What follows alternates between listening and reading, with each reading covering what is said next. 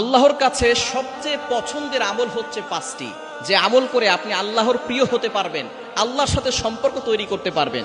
আল্লাহ তাআলার কাছে এই পাঁচটি আমল সবচেয়ে বেশি পছন্দনীয়। সবচেয়ে বেশি পছন্দনীয় হচ্ছে এই পাঁচটি আমল। এক হাদিসের ভিতরে তিনটির কথা জানানো হয়েছে, অন্য বিভিন্ন হাদিস দ্বারা আরো দুইটির কথা জানানো হয়েছে। এক হাদিসে নবীজি সাল্লাল্লাহু আলাইহি ওয়াসাল্লাম নিজে জানিয়ে দিয়েছেন আল্লাহর কাছে প্রিয় আমলগুলো কি কি। এক নাম্বার, নবীজি সাল্লাল্লাহু আলাইহি ওয়াসাল্লামের কাছে জিজ্ঞেস করা হয়েছিল, আইয়ুল আমালি আহাব্বু ইলাল্লাহ, আল্লাহর কাছে প্রিয় আমল, আল্লাহর কাছে পছন্দনীয় আমল কোনটি? নবীজি সাল্লাল্লাহু আলাইহি ওয়াসাল্লাম জানিয়ে দিয়েছেন আস-সালাতু লিওয়াক্তিহা, সময় মতো নামাজ পড়া। এবং নবীজি সাল্লাল্লাহু আলাইহি ওয়াসাল্লামের যেভাবে তিনি নামাজ শিক্ষা দিয়েছেন সেভাবে নামাজ পড়া। আপনি নামাজ পড়তেছেন আবার চুরি করতেছেন, নামাজ পড়তেছেন ডাকাতি করতেছেন, নামাজ পড়তেছেন সুদ খাচ্ছেন, নামাজ পড়তেছেন চাঁদাবাজি করতেছেন, বোঝা গেল নামাজ আপনাকে গুনাহ থেকে বাঁচাতে পারছে না। অথচ আল্লাহ তাআলা বলছেন 21 নম্বর পারার 1 নম্বর পৃষ্ঠা 2 নম্বর লাইন সূরা আনকাবুতের 45 নম্বর আয়াতে আল্লাহ বলছেন, ইন্নাস সালাতা তানহা আনিল ফাহশাই ওয়াল মুনকার, prayer forbids all kinds of shameless and of skin arts. নিশ্চয়ই নামাজ মানুষকে সমস্ত প্রকার ফাহিশা কাজ থেকে দূরে রাখে। কিন্তু আপনি নামাজ পড়তেছেন কিন্তু তারপরে চুরি করতেছেন, মিথ্যা কথা বলতেছেন, নামাজ তো আপনাকে গুনাহ থেকে বাঁচায় নাই। বুঝা গেল আপনার নামাজ সঠিক হয় নাই।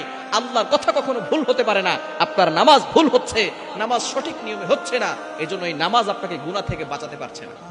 নামাজকে পরিপূর্ণভাবে পড়তে হবে এবং সময় মতো নামাজ পড়তে হবে। আল্লাহর কাছে প্রিয় আমল হচ্ছে আস-সালাতু লিওয়াক্তিহা, সময় মতো নামাজ পড়তে হবে।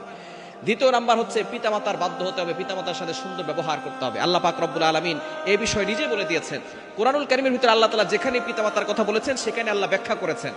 নামাজের ব্যাপারে আল্লাহ বলেছেন আকিমুস সালাহ, এস্টাবলিশ প্রেয়ার, নামাজ কায়েম করো। যাকাতের বেলায় বলেছেন আতুজ যাকাত, যাকাত দাও।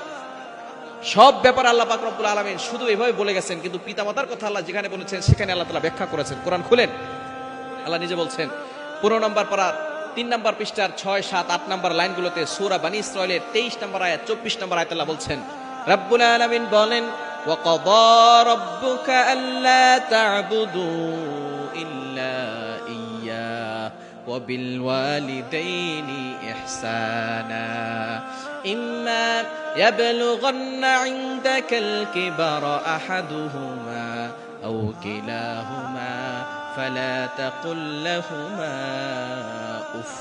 আল্লাহ পাক রব্বুল আলামিন প্রথমে আল্লাহর আদেশ করেছেন, ওয়া ক্বাদা রাব্বুকা, আমি আল্লাহর অর্ডার হয়ে গেছে, ফয়সালা হয়ে গেছে, আমি আল্লাহ তাআলা যেটা বলেছি সেটাই শুনতে হবে। ওয়া ক্বাদা রাব্বুকা আল্লা তা'বুদু, আল্লাহর ইবাদত করো, আল্লাহ ছাড়া কারো ইবাদত করা যাবে না।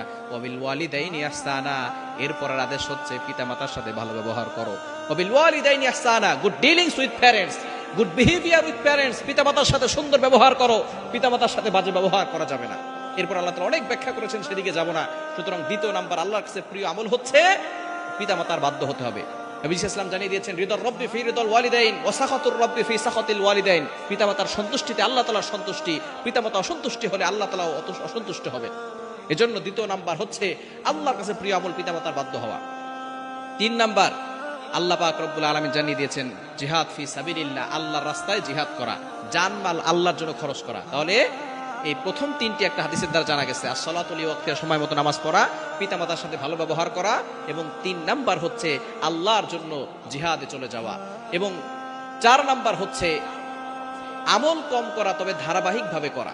বুখারী মুসলিম শরীফের হাদিস, ইন আওয়াতিমুহা ওয়া ইন ক্বাল্লা, আল্লাহর কাছে প্রিয় আমল হচ্ছে যেটা ধারাবাহিকভাবে করে, অর্থাৎ আমল বন্ধ করে না। আপনি একদিন তাহাজ্জুদের নামাজ পড়লেন 50 রাকাত, আর 10 দিন ধরে আপনার কোনো খোঁজ খবর নাই, এই আমলের থেকে প্রতিদিন আপনি 2 রাকাত করে পড়েন, এটা আল্লাহর কাছে বেশি প্রিয়। ইন আওয়াতিমুহা ওয়া ইন ক্বাল্লা, ধারাবাহিক আমল অল্প হলেও আল্লাহর কাছে বেশি পছন্দনীয়। ধারাবাহিকভাবে আমল করবেন, 5 ওয়াক্ত নামাজ ধারাবাহিক করবেন, নফল নামাজ ধারাবাহিক করবেন, দান সদকা ধারাবাহিক করবেন, 10 টাকা হলেও দান করবেন, 5 টাকা হলেও দান করবেন। এই ধারাবাহিক আমল আল্লাহর কাছে খুব বেশি পছন্দনীয়। এবং 5 নাম্বার আমল হচ্ছে আল্লাহর কাছে পছন্দনীয় আমল বেশি বেশি করে জিকির আজকার করা, সুবহানাল্লাহ, আলহামদুলিল্লাহ, লা ইলাহা ইল্লাল্লাহ, আল্লাহু আকবার, এই বাক্যগুলো বেশি বেশি পড়বেন। এই 5টি আমলের মাধ্যমে আপনি